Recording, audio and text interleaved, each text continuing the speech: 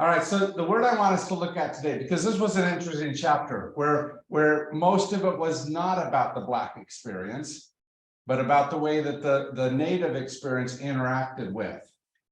And you might have noticed there were good ways that interaction took and not so good of ways. They talked about possibilities and sometimes mourned that possibility didn't happen.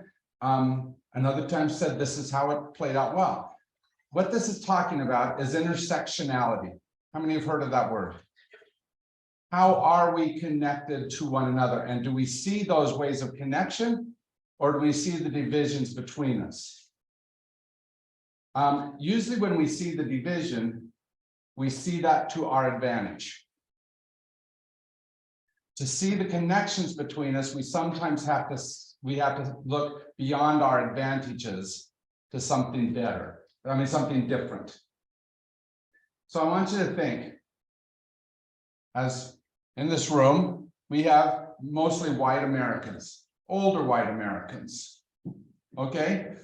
All of that means that we have a certain amount of privilege because we've gotten to the top of the pay scales, right? We've had the privilege of whatever upbringing we had, whatever education got to us, because we were in typically the better neighborhoods. How do we find intersectionality with people who didn't have some of that? What are some of the similarities that we can draw on to be able to enter into that space and to be able to change our hearts to be compassionate and giving in that space rather than building spaces of privilege against that? So take just a second and think about some of your growing up and what it was that where you were separated from some of your brothers and sisters of color, so shall we say. Where was it? What were the privileges that you had that maybe they didn't have? What were some of the things that you received that were different or better than them?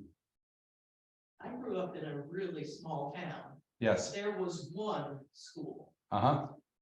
And everyone went there. Now, we were all white, but we certainly weren't all middle class. Right.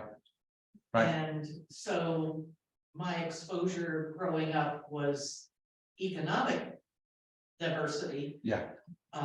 Because there was no color diversity. That's right. But the fact that the town was so small that we had only one school meant everybody was there. That was it. Right. And so some of your classmates were folks that you had to decide, do I want to have intersection with them? And it can go both directions. The people on the lower end of the economic scale might say, I don't want to be with those snobby rich kids, or the other way around. But for some people, it's a show of maybe relative power and does that make sense? And for other kids, it may be just a show of survival. I knew who those quote unquote poor kids were. The Campbells and the Nicholses and the Wellses and the Kellys. That I could walk to their houses. But there was no separation because, again, it was such a small town. There weren't that many girls who were my age to play with. Yeah. If they were there, that was it. Yeah. So that was. And I knew they were. Yeah, but that was the intersectionality you were living in, as you were saying, whatever they were the ones I got to choose from. And so if I wanted to play with girls my age, Right. So that was your intersectionality. How about the rest of you? And you can either define it in a good or a bad way. Well, I started out, the schools were segregated and they were integrated when I went into junior high. And I'm not sure exactly how I felt about it, but I had a great, I don't know what it was, government history. He was a great teacher that talked about it. It was really excellent. Good. And I had a Black teacher that was just great. And that was probably 7th grade, I'm not sure. So it was a great experience to be around those other kids. Now, I grew up on the wrong side of the track, so we already had something in common in terms of our economics. But, you know, I was way ahead of them. I didn't have to get up in the morning and think about what was going to happen during the day just because I happened to be black. Yeah. But when do you think you realized that? Did you know that in junior high? Or when do you think you learned it? Learn which. That there were things that some of your classmates were dealing with, were having to think about that you didn't have to. I think I knew about it at a younger age, just because of how the blacks. I started out in Coffeyville, Kansas. The attitudes there, I think I was very aware of it. Okay. So strong lines being drawn between white and black, and you had to choose. Yeah. I didn't have a choice because there's no black kids that I could relate to. Okay. Yeah. They were in another neighborhood and went to another school. And then when you moved to Tucson, or sometime after you moved to Tucson, then you hit junior high in segregated schools, which might have been true in Coffeyville if you'd stayed there too. But yeah. But the other part was in Tucson, I went to school with all these brown kids, which was just great. Yeah. And it was it was really a positive experience. Thank you. How about the rest of you?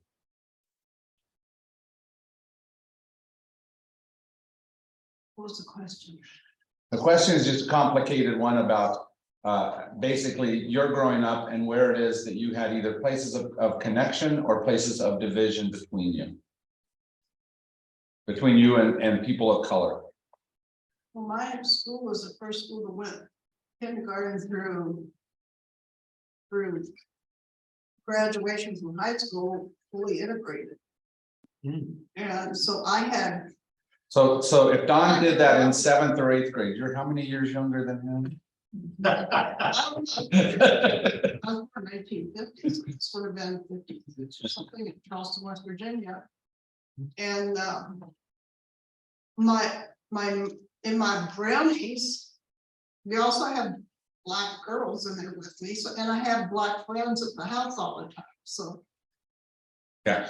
I grew up with integration. That's special. Yeah. But part of what integration is about is giving us more possibility of points of intersectionality.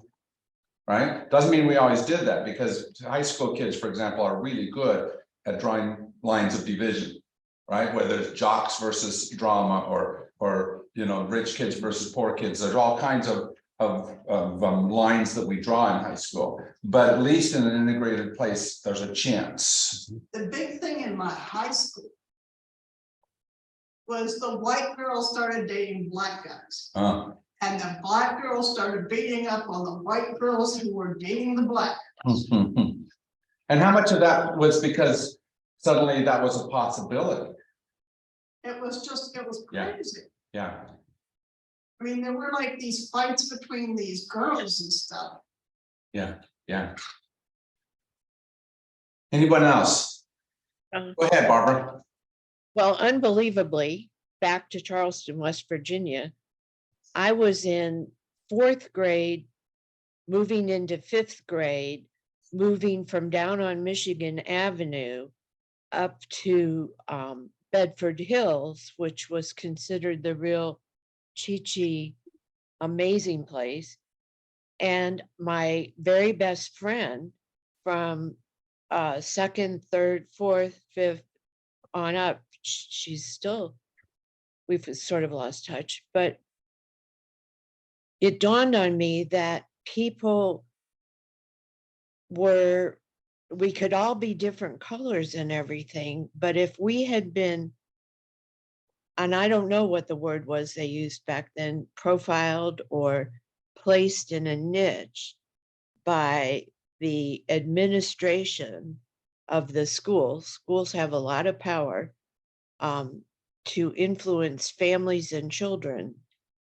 And it was so terribly uncomfortable because my sister and I, she was only 14 months apart from me, we turned to each other and said, how will we know people really appreciate and like us because we're considered so wealthy? Hmm. And in our family, we were considered or looked at as comfortable, but certainly not wealthy. And there's a certain reverse prejudice, if you will, Mhm.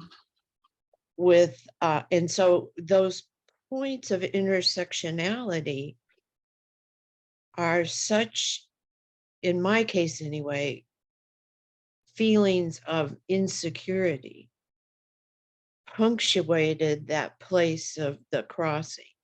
Yeah.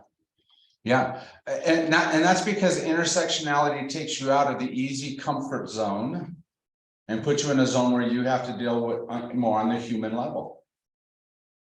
Right? You have to see people that might be carrying things that if you're gonna be intersectionality with them, you're gonna have to figure out what that is that it means for them to deal with that thing they're carrying. Right? And I find it tremendously interesting that I would end up with a very warmly regarded friend, Judy, who is from the same essential village, Charleston, West Virginia. Uh-huh. Uh-huh. But isn't that one of the greatest things that happens in Arizona with when you have all the winter visitors here? Suddenly you go, oh, you're from that state. I'm from, I just, and you find those little points of connection between you. And that allows you to overcome some of the awkwardness of I don't know anyone around here. Because at least we know the same state. Right? Yeah, there's somebody else at the church too from Charleston. That's right. And that's part of what this is trying to do, is it's trying to make us get into those spaces and see something that's similar so that we move towards. Even if we see a whole lot of still unfamiliar or unknown, but to move into the spaces between us and use those as points of connection rather than points of division. So let's talk for a second about why do we build the walls of division? Fear is often true, right? But one of the things that struck me about this chapter is it held up a different reason. That wasn't quite fear. Maybe it derived from fear. But it was that at least I'm not as bad as they are. Right? I may not have complete control of my life, but the blacks have no control. Right? I have some sovereignty over here as indigenous that they don't have. That's true. Autonomy. Yeah, and that often makes it so we stay on our side of the intersectionality. And if you grew up poor, you were really aware of that, being treated and seen as less than. Yeah. Because obviously you were less than, and otherwise you wouldn't be where you were. That's right. And that was a real attitude. I Yeah. heard it spoken when I was in college, because a person didn't quite know where I came from. I mean, he knew I was from Tucson, but he didn't quite know what side of the tracks I came from. Yeah. So it's a real attitude that you're obviously less than, because if you weren't, your family would have been more successful. Sure. And Don, we do that with all kinds of things. Just think about how if you meet a bunch of Sun Devils and you announce you're a Wildcat, Yeah. you'll get some downward looks, or vice versa, won't you? And that's kind of a comical way that we make divisions, but we do it in a lot of different ways like that, don't we? Well, that's how it was in the Southeast, still is if you're poor and white, at least you're not poor and black. Yeah. At least you're not black. Even if you're wealthy, I mean, a poor white person is still better than a black person. That's right. And so as a white person, you have to purposely, intentionally move across lines that are easier to keep erected. Well, the high school I went to was, well, I first went to Tucson High for a year, double session. Then we went to Bobo High School. Katrina was there. And it was just an amazing place because the administration created it that way. And Judy was there working early on, and she claimed she didn't see me get kicked out of school for a week. But it was amazing what that administration created. Now, we still had some white kids hating black kids, and probably the other way around, and Mexicans and all of that. But the administration and the teachers created an atmosphere that brought us together. And I think the administration did a lot, but can I give you another thing that I think probably helped? You come into a new school, you don't know the rules. And everyone comes into a new school and the rules aren't set yet. And so the students, as well as the teacher, are trying to figure out rules. And so they're more open to how the rules might play out different than what they were at the old school. And I think sometimes we live in the old rules way easy when we need to learn how to do new rules. But if I already know the rules, then I have to unlearn in order to do And that. that's what the administration did exactly. They had the students involved Yeah. in creating the rules. Yeah, and I love that idea, because that means that then this school can be something that the old schools never were. But having people. Like like. Pitting the indigenous people and the black people against each other. It helped the plantation owners in a place of power. That's right. It was in their, I mean, and I think that's happening still. because Absolutely. if you divide people, then they don't look at who's really in power and oppressing. That's right. And power often works that way. And I mean that in all kinds of different power. Economic power works that way because it says you can afford this, but that type of person can't. Right? You're wealthy enough, privileged enough that you get to have this thing, whatever it is that they're selling to you. And you get to decide whether you listen to that from that perspective and buy something maybe you don't need, just so you can say, I am what you are not. But we definitely do it with many of the racial issues where we decide that something is right and something else is wrong. And do we continue to buy into that is the question that this asks. Because both Black community and indigenous communities through the history of America had to decide what they were going to do with each other. And they have, I hope you saw, plenty of spaces of intersectionality.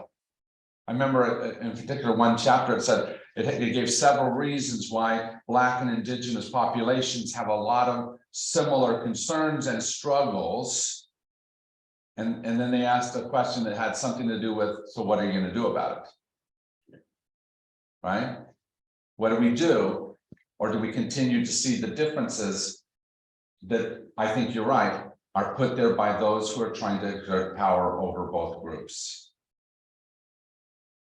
It never said in the book that one of the opportunities for the Native and Black intersectionality was that essentially they were both tribal peoples. Mhm. That, it had been a long time since most of those Blacks had belonged to a tribe, but they still carried that cultural heritage that they could identify with the Cherokee Yeah, and not with the white guys. that's right. The tough part is you know who understood tribal politics, I think, sometimes better than even what those tribes did? Or at least they understood how to exploit it better?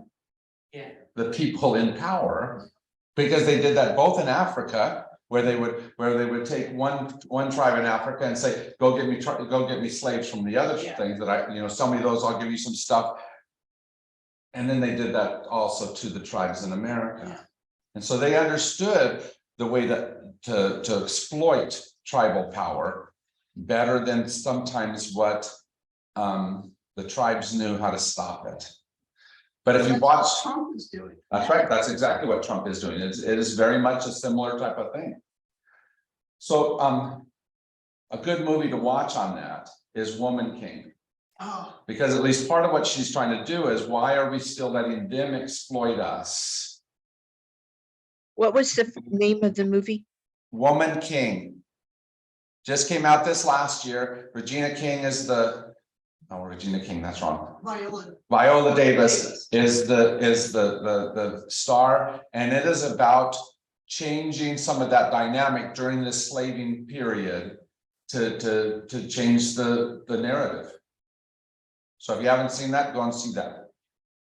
Okay. I love that movie. Go ahead. So, one of the things that I'm so aware of from this ancient perspective that I hold is that the segregation was outlawed in Tucson when I was in junior high, so that was a little before school. 2 years ahead. School segregation was was eliminated, but nothing happened. Hmm. I didn't meet any Black or really any Hispanic kids until I got to high school. That's And right. that was partly because Tucson High was the only high school in town other than Amphi. And Amphi was the farming kids. You know, they were in a different category. Altogether, that's a whole different other kind of division. So my first real conversations, because in the classes, at that time, you sat and you listened and took notes.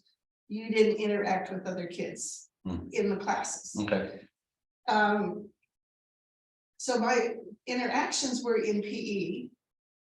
And I was really aware of the language differences, the cadence differences in the language. But okay, so all of that was then. I finished high school, went to college, began teaching. No Black kids in the school where I taught, Right. because de facto segregation was still the rampant thing. And then we acquired, wasn't quite right, but 2 or 3 families, middle-class Black families moved in, and those kids toed the line. They were probably the best behaved kids in the school partly because they were so visible. Everybody could see them and knew if they were misbehaving, they'd get told. But and so that was like 15 years, maybe 10 or 15 in that time span, and nothing had really changed. The law had changed, but the behavior and the reality hadn't changed. Yeah. Then we got a family of streetwise kids whose language was not only different, it was profane. Mhm. And they had grown up fighting for everything. And there were like 4 of them, I think, in our, 4 of the kids, same family. And they were all fighters. They were all swearers, and the faculty went a little crazy. Yeah, because they weren't living according to the rules. Because we thought we were integrated with our African-American middle class families who had come. And these, kids who had really lived a different life were so unsettling. And as I remember, they didn't even stay for the whole year. So I don't know what happened. I mean, But it was profound enough that you're remembering it, what, 2 decades later? more than that, but absolutely, and I don't know how well, economically, they could have gotten behind on rent and been evicted. But as far as I know, no one ever knew where they went. Yeah. Or where they landed, or any of those kinds of things. So I'm just marveling at the patience. I said before, it's hard to understand how people who have been so oppressed are taking vengeance. And that, you know, we think the laws have been changed. And we sit back and say, it's done, Yeah, and it's not even hardly done. but that's because it's easy to sit in that space of comfort where those laws that aren't changed yet don't affect me at all. I don't see the need for them.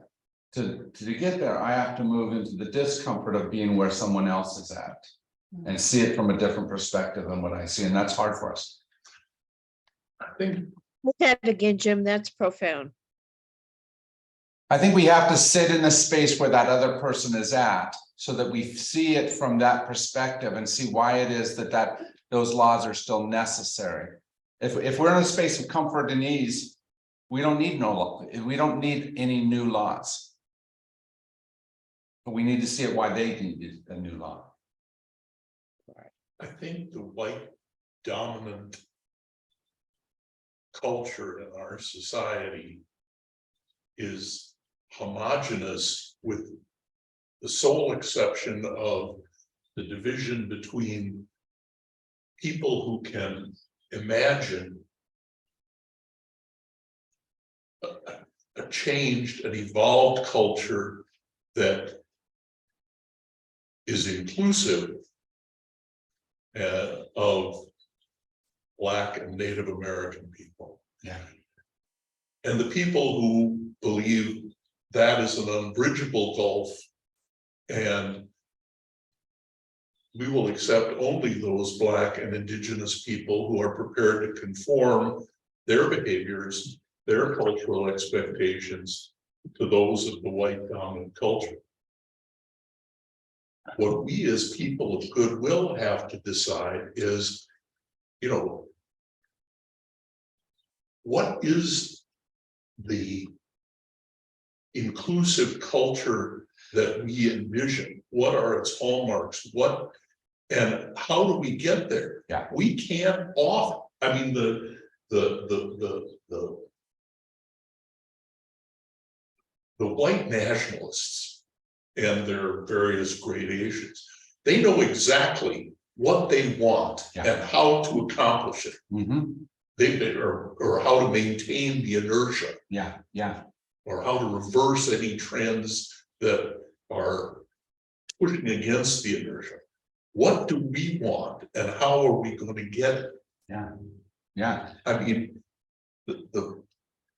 we've all spoken the word integration, and underneath it all, that's what we're thinking about, because, well, that's the concept that we grew up with.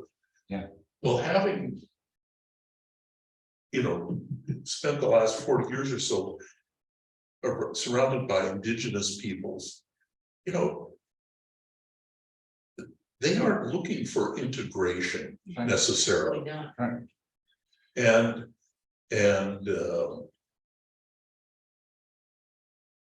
I'm not sure that after 4.5 centuries of being oppressed in our culture, many Black people are, or at least a lot of Black people aren't looking for it either. You know. So one of my great regrets always about being a Methodist pastor is that while we've tried to integrate, while we've tried to bring a lot of different groups together, even in the midst of the great separation we're going through right now, one thing we've never done was one of the very first breakups, and that was Black America, the African Episcopal Methodist Church, and the other, they left in the 1700s, and we have never looked to bring that back together. And I understand why they wouldn't want that, but have we ever been in that conversation to somehow figure out why? I think there's some real progress that's made that's just we're not even aware of. And I told about my wife coming off of her horse, and these two guys came out of a driveway. They stopped their vehicle and they came running across.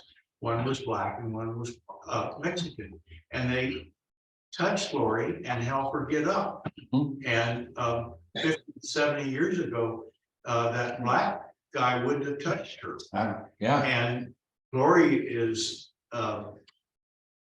you can't be any less racist than her. I mean, she, Right.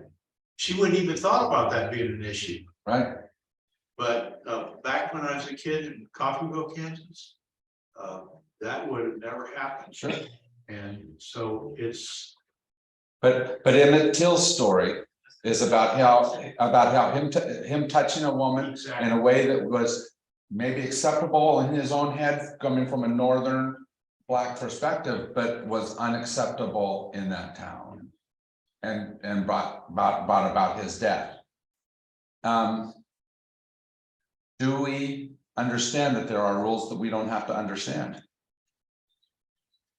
By virtue of our color? by virtue of our color, by virtue of our economic status, by virtue of whatever privilege we happen to have that somebody else doesn't have? oh, yes. It's like, every time I get up in the morning, I don't think about walking out and someone's gonna look down on me just because I happen to be Yeah. black and see me as less. Yeah, but if we're going to solve this, at least part of what this is about choosing to recognize that. Choosing to hear how it is that somebody has to think about things I don't have to think about.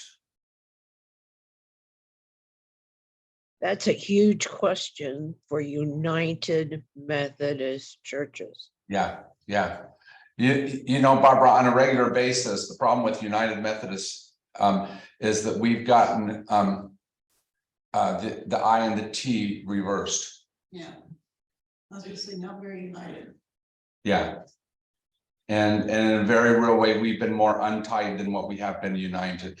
And that's because oftentimes when we say united, it means be like me, be exactly like I am. And so you're right that we will accept the indigenous man who acts white enough. Right, the Hispanic woman who doesn't look or speak differently than an Anglo. But we don't we don't figure out how to be united in difference as easily. Because we don't take the time to hear that difference and why. If you go to an AME church, there isn't a difference. They are as Methodist as you can be. They are. They might have a different, more exuberant choir director or something, but they use the liturgy the way a regular, not us, but the way a regular Methodist church does. Yeah, because we don't even know liturgy here. Right. They've been Methodist long enough to have been in one church. And the hymnal's the same, but it's. The only difference is they all wear hats. Yeah. So part of what does this though are things like the doctrine of discovery. How many hadn't heard of that before? Or how many that if you'd heard of it before had forgotten it somewhere way back in 7th grade civics class? I don't think it was in. Right? This idea that that white European British culture had a dominance and didn't have to listen to non-Christian, didn't have to listen to non-white, didn't, in fact, had a paternalistic attitude towards that. And to go in and take over that territory and rule those lesser beings was how God ordained it. Yes. And we're still doing that today. We still do. As far as our involvement in overthrowing governments in Latin and South Yep. and Central America. Yeah. And going into, I mean, we go in and we put in the Shah, we put in all these dictators around the world. Mhm.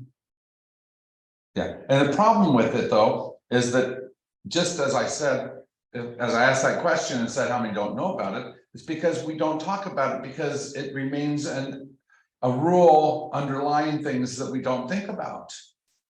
Because it's simpler to do it that way. And we can do it in a number of different ways. Rich America has to care for poor America. They don't think so. Well, no, what's true, Don, is that poor America doesn't really feel cared for because they're not. That's right, Does that make sense? yeah. But rich America says, well, but I'm giving them jobs, but I'm whatever it happens to be. And so we exert an influence over while feeling good about ourselves, and all of the people being influenced all they're feeling is that, wait, you're not really giving me my share of the pie. The guy who wrote the book Evicted has a new book out, and it's about how the United States keeps the poor. It's a policy decision on our part to keep the poor. Yeah.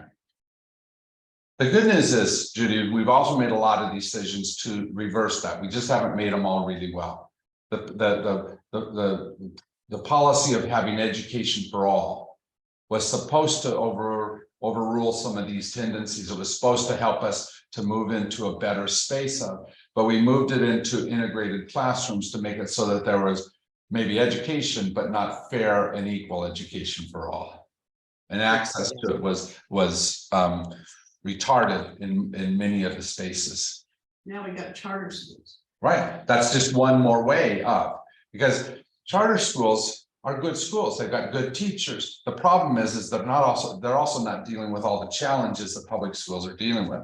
And so they say, look how much better my school is. We got to have more of these because it's a better school. Well, it's because you're choosing not to deal with the whole range of difficulties, the challenges. So it's not a fair and equal comparison. One more way of keeping our boundaries between us. Oh, no, I was just Oh. switching. So the education thing, my tuition as a freshman at the U of A, and it was a long time ago, not quite as long as for Judy, but was $67 the first semester. So that allowed me to work and pay tuition and go to college. And I think a lot of that's disappeared. But not as many people, I mean, more people go to college now, so it's a little more expensive, but that was really important to keep that tuition down. Isn't it funny, Don, that you say more people go to college, so it's a little more expensive? Typically, when you have more people utilizing the service, cost goes down. Why is it that for education, costs have gone up tremendously over my lifetime? Everybody who's graduating. College loan. That's exactly right. College. College loans are exploiting all those people going there, and to make that, And you're paying the coach's salaries. They say, we can just keep telling them, you gotta have a college education. They will come no matter what's the charge, as long as they can get the money. They don't have the money, but they can get it. yeah, And there'll be somebody that's happy to give it to them because the government insures their loan. and so we have economic servitude, slavery, if you will, In to those college contrast- loans. And In the same contrast- dynamic authorizes legislatures to cut back on their support to public institutions, Right. because they Yeah. don't have to support it. And fights, what like happened in the last couple of years, the forgiveness of any of those loans. In contrast, to me, paying $67 for my first semester of college. Now, that's a lot more money than what it sounds like, but it still was feasible. Especially back in the 1800s, when you lived, that's a lot. $67 was a lot. It was 1958. Okay, but it is quite amazing what's happened. I mean, it was not uncommon to have almost no cost, and in many cases, no cost at all to junior colleges across America when I was growing up. And that went away long ago. Right? Except in California, junior colleges. Good. I think as it ought to be, I believe. Well, I was just gonna say. Well, Can't recall what I was gonna say. So- Okay, go ahead, Barbara. well, here's an odd thing. The person who remarked about except in California where the colleges are, the junior college are free, supported by the race industry. The racehorse industry in California supports education's deficits. Interesting. And what does the racehorse industry do but exploit various people who have skills and talents but are not included because of their color or their background or their education. They do, however, have an extraordinary apprentice program where people learn on the job. And it's really, an excellent teacher is 1,000-pound horse freaking out. And you better have skills for what to do. And it doesn't matter at that moment what your color is, what your race is, what your stature in the community is. What matters is settling into calm, curious, bring the horse to me. Yeah. And I believe that holds a great, huge answer for all of us. Sure. I know it does. Well, I think the question you're asking there is, do we honor the person who is doing that, whatever their color is? And do we have the intersectionality of that racehorse to be able to bring us into a conversation that we wouldn't have, or in a variety of different other things? Everyone know the show Undercover Boss? Yeah. Okay, Undercover Boss is about a boss puts on a disguise and goes into the different places where they may not know the big boss. Right. Yeah, and they go and they see what the peons go through, and hopefully learn some things about their business that they wouldn't have learned otherwise. And one time what they showed was the Yuma lettuce business, and the owner of that, this time of year, if you eat lettuce, you're eating Yuma lettuce. Do you know that? So for about 6 months, that's where all the lettuce in America comes from. And so he Alfalfa. worked in the fields there and realized that's damn hard work. And am I paying those workers commensurate to the difficulty and the challenge of that? Or am I trying to just get by on something that's simple, something that's cheap, something that's good for me, but maybe not for? That's learning intersectionality. When you're moving into a space that you don't necessarily have to, but that is good for you to learn, because knowing who they are and how they're connected changes you as well. Makes your company a better company. But you have to go out of your comfort zone to do that. Yes. And same thing with the racehorses. Do we recognize that and do we honor that? Or do we continue to pay minimal pay? It appalls me all the time what we do with servers, where we expect tips to be the reality instead of boss to pay them commensurate, to pay them a good salary. There you are. Right? What's a server worth? Right now, we're saying, no, not much. I thought in Tucson, it went from $2.39 to minimum wage, whatever that is. I hope so, but I don't think so. No, it hasn't. Not yet. It might have gone up some. It's definitely not as low as what it used to be, but it's still not. It's, well, and 750 it should be 22 or so. Yeah, and people on a regular basis, tippers on a regular basis, use that like a weapon. Yeah. Right?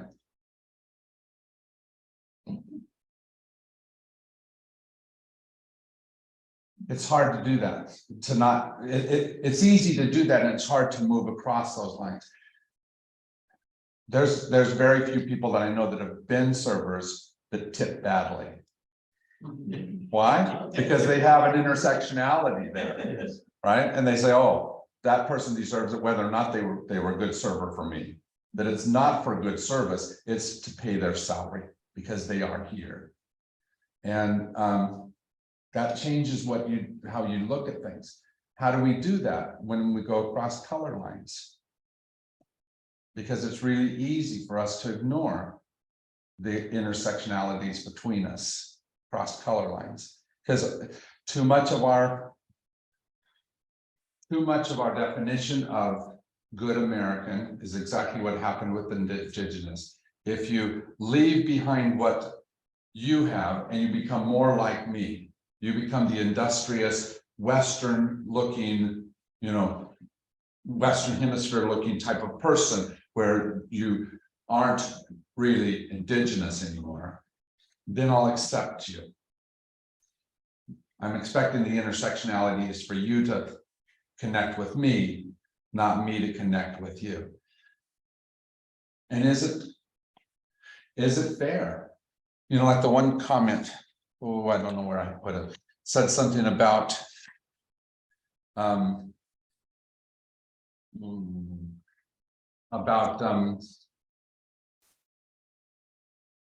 looking at the wild spaces for a few people to be roaming around and to own that space is hardly civilized type of comment. But is it civilized just in a different way than my definition of? Mhm. Well, it seems to me that I think it's been suggested or inferred, it's inferable from some of the comments that have been made, that while discrimination on the basis of race has been the subject of, legal actions, the reality hasn't changed because socioeconomic divisions continue to function as race barriers. Yes, they do. So if the only way that we're going to overcome race barriers is by eliminating those kind of institutionalized socioeconomic divisions, then at least in the short term, I don't believe in the long term, because I believe, a rising tide raises all boats, but in the short term, and I think this is the biggest impediment we face, is it will be perceived as a zero-sum game. I have to surrender my privilege to make things fairer for you. Yeah. And that means, it doesn't bother me. I mean, they can confiscate my estate on my death, and they can decide to, Divide it how they want. they can, engage in predatory taxation for this good purpose in my life if they do. But I have no children.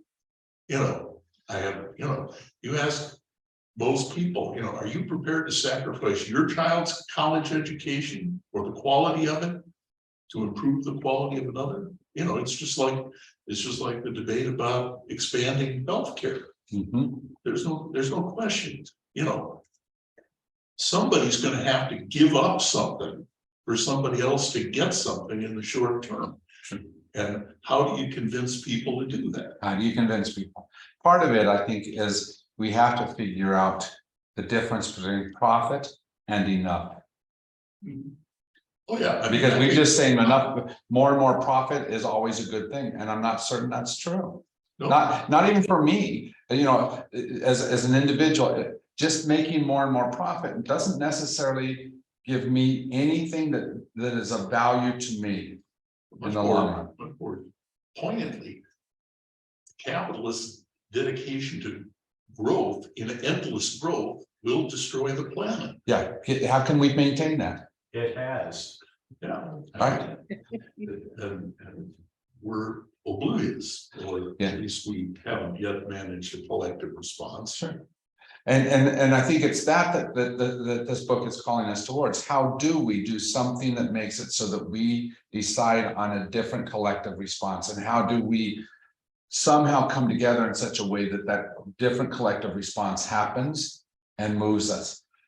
You were about to speak and I just heard your voice. It's just that, you know, this is an unusual situation in our country. We actually have nations within our own country. And, on a regular basis, that this started when my husband was alive, the man who does plumbing in our house, he's indigenous or half, you know, there was intermarried. And, we became very friendly and my husband helped out with his daughter, with her softball pointers and stuff like that. So I always see him and he, Michael's always tried to help get more indigenous people involved in his business or teach them. So very often he brings workers with him. And so, you know, I don't want to say, like, are you from the reservation? I think that's a put down. Yeah. So I say, are you from the nation?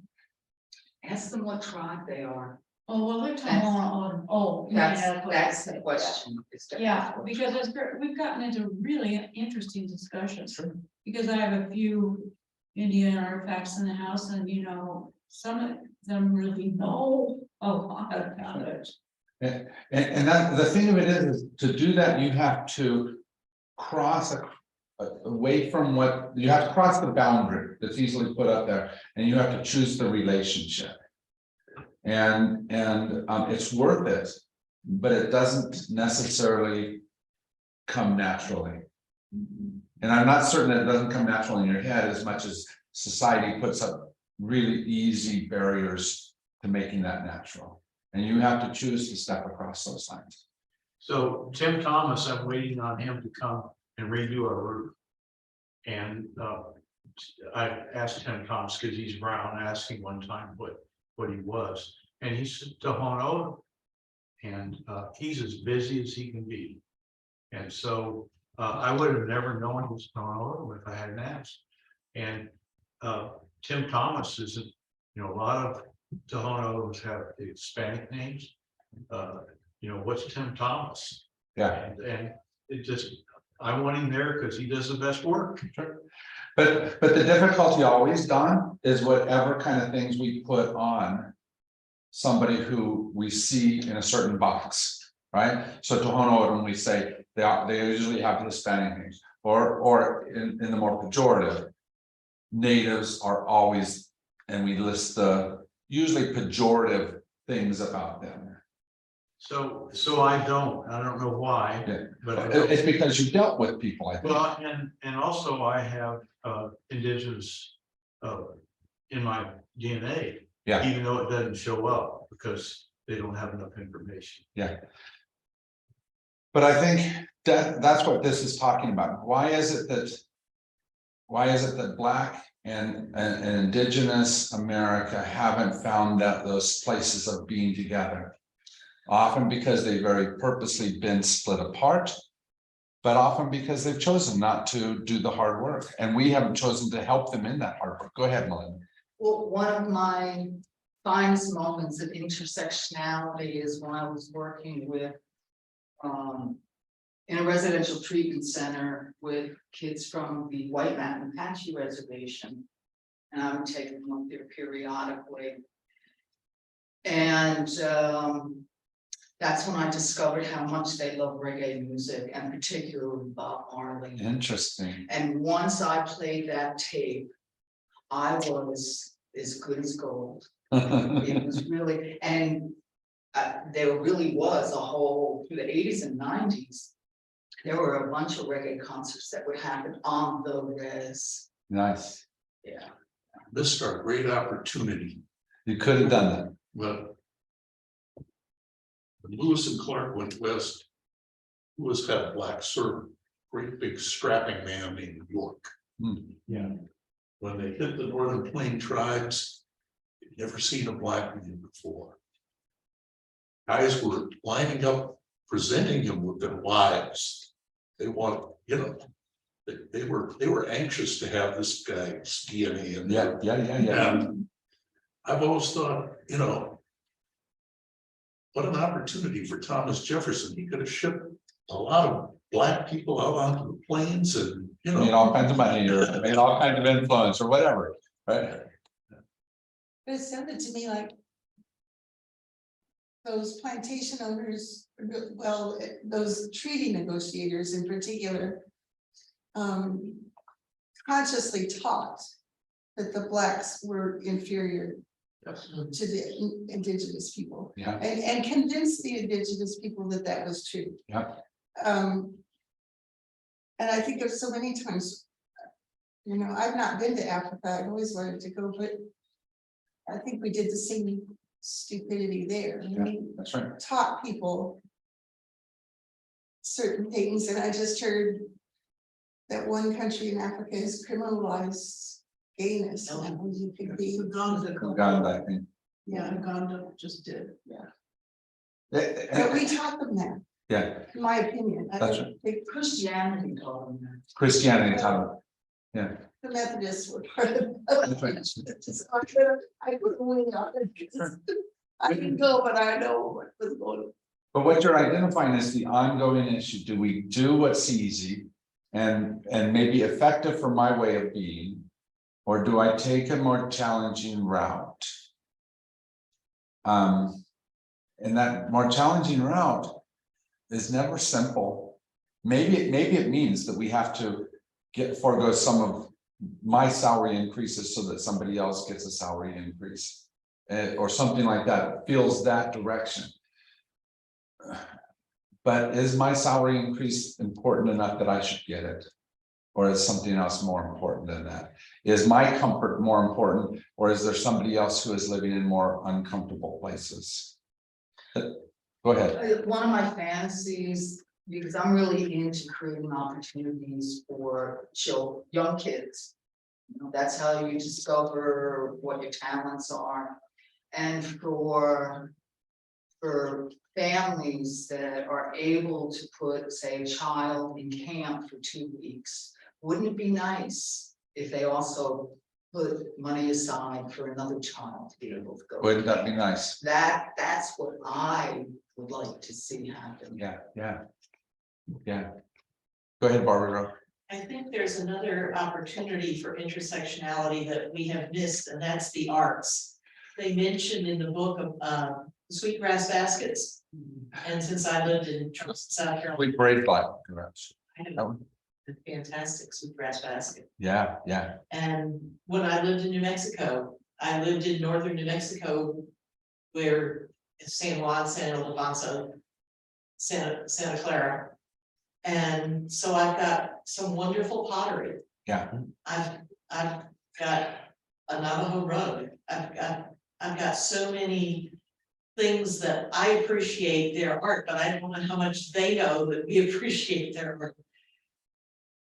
I just think that there's a missed opportunity for intersectionality there. That's right. And because there's always simplicity and ease and even privilege that's there in not doing the intersectionality. But what can come out of the intersectionality is absolutely worth it. Let me show you a picture that I saw just to end here. I tried to find the picture that they described in the last paragraph about the two arms interlinked. This is the best I could find. This is a poster from one of the things, and you can see Black liberation, indigenous sovereignty. Can those two come together? And we can ask that about all the different things. Can we find the intersection between us, or do we forever put ourselves at odds with one another? I didn't show you a picture from last week that I want you to see. Should be able to do it here, but I don't see the things. I'll do it this way. Oh. This is a picture from last week when we were talking about fear. Same intersection. Two different protests happened in the middle of June, July 2020. Okay, on the bottom, see all the cars and everything there? See all the police cars? And see how many people are there? Very few people. You can't quite see down here, but there's people down here as well, but not very many. A lot more people here, but no police cars. Do you notice that? White lives matter, Black lives matter. Where? I believe it's in Washington. No, I think it's. Okay, Palm. Phoenix. It's in one of the, probably California or Florida. Phoenix. I can't remember. I'm sorry that I can't. Fake news. Right? I mean, just look at it though. Where does our fear lie? And we have to step past that fear to get to that intersectionality, and fear was often used to make it so that the Black and the indigenous were like this instead of like this. That's like January 6th. That's right, Mhm. that's right. There were no place there either. I mean, And somehow we have to move into that space where we choose the intersectionality between us more than we choose whatever it is that's fearful about us. Uh-huh. And that's hard work. So as you do whatever you do, tell the rest of us so that somehow emboldens us to also do it. Right? And move into those spaces of intersectionality. All right. Thank you for the time today. Great lecture. Thank you. Appreciate you. Wonderful.